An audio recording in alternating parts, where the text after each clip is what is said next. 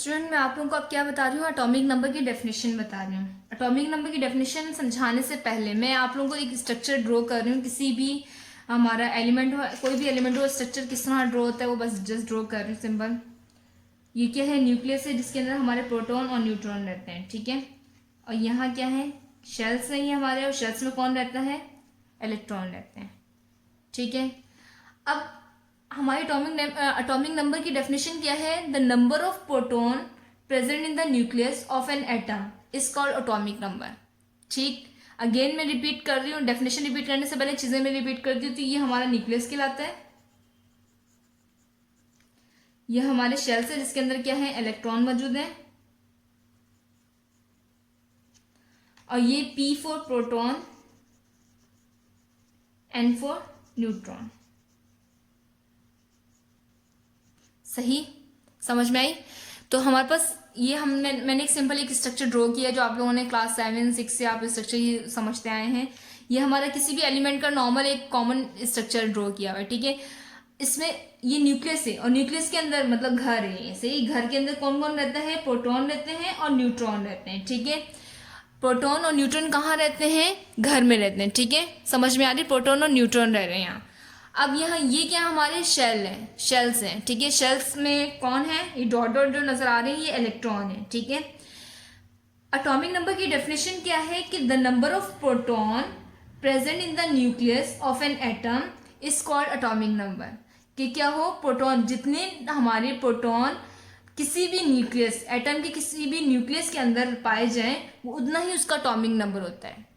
Again repeat कर रही हूँ कि क्या है, नंबर ऑफ प्रोटॉन जितने भी हमारे एलिमेंट्स के हैं वही उसका एटॉमिक नंबर है। तो अगर लेट सपोज इसके प्रोटॉन हमारे 5 हैं तो एटॉमिक नंबर भी इसका क्या होगा, 5 ही होगा। अगर प्रोटॉन की तादाद 1 है तो उसका एटॉमिक नंबर भी क्या होगा, 1 होगा। तो नंबर ऑफ प्रोटॉन जितने होंगे उतना ही उसका एटॉमिक नंबर होगा। तो एटॉमिक नंबर की डेफिनेशन क्या है, the number of proton present in the nucleus of an atom is called atomic number. Got my point. अब है डेफिनेशन मास नंबर की, ठीक है। मास नंबर की डेफिनेशन हमारी, मास नंबर क्या कहता है, मास नंबर हम पढ़ लेते हैं। मास नंबर की डेफिनेशन ये है कि जितने हमारे प्रोटॉन और न्यूट्रॉन की तादाद, इन दोनों को अगर हम जमा कर दें तो वो हमारा मास नंबर बन जाता है। एटॉमिक नंबर में तो सिर्फ प्रोटॉन की तादाद बताते हैं ना, मास नंबर में क्या होता है, the number of proton and neutron present in the nucleus of an atom is called mass number. कि जितनी प्रोटॉन की तादाद, जितनी न्यूट्रॉन की तादाद है, इसको हम अगर जमा कर दें और टोटल तादाद जो होगी वो क्या होगी, उसकी मास नंबर की डेफिनेशन होगी, वो मास नंबर उसका कहलाएगा। अगर हमारा प्रोटॉन समझ लो, लेट सपोज यहाँ 1 है, न्यूट्रॉन भी 1 है, तो 1 + 1 कितना हो गया, 2, तो उसका मास नंबर क्या हो जाएगा, 2 हो जाएगा। अगर लेट सपोज हमारा प्रोटॉन क्या है, 5 है, न्यूट्रॉन भी 5 है, तो 5 + 5 कितना हो गया, 10, तो उसका मास नंबर क्या हो जाएगा, 10।